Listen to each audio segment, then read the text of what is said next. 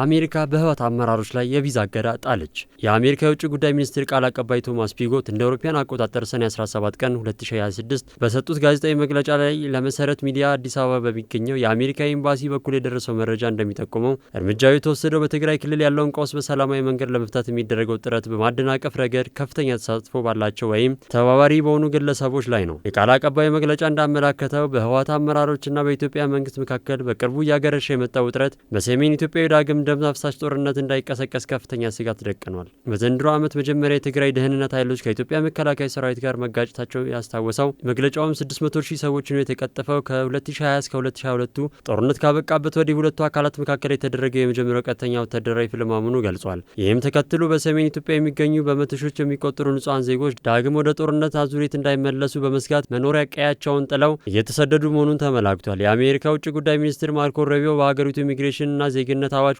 አንቀጽ 212 ኤ እና ሲ በተሰጠው ህጋዊ ስልጣን መሰረት እርምጃውን መውሰድ የመጀመሪያ ቃል አቀባዩን ገልጿል። ይህም የቪዛ ገደብ ፖሊሲ በትግራይ ክልል ያለውን ቀውስ በሰላማዊ መንገድ ለመፍታት የሚደረገውን ጥረት በማደናቀፍ ረገድ ተጠያቂ የሆኑ ወይም እጃቸው ያለበትን የህወሓት አክራሪ አቋም አራማጅ ሃርድ ላይን አባላትና የቅርብ ቤተሰቦቻቸውን ለይቶ የሚመለከት ነው በማለት ቶማስ ፒጎት ተናግሯል። ዩናይትድ ስቴትስ በሰላምና በክብር መኖር ከሚፈልጉ የትግራይ ህዝብንም ጨምሮ ከጠቅላላው የኢትዮጵያ ህዝብ ጎን መቆሟ እንደምትቀጥ መግለጫው ያረጋገጠ ሲሆን በቀጠናው ሰላምና መረጋጋት አደጋ ላይ የሚጥሉ ህወሓት ባለስልጣናትና ሌሎች ግለሰቦችን ተጠያቂነት ለማረጋገጥና ድርጊታቸውን ይፋ ለማድረግ ዋሽንግተን ያሏትን ዲፕሎማሲያዊ መሳሪያዎች ሁሉ መጠቀም እንደምትቀጥል አስታውቃለች።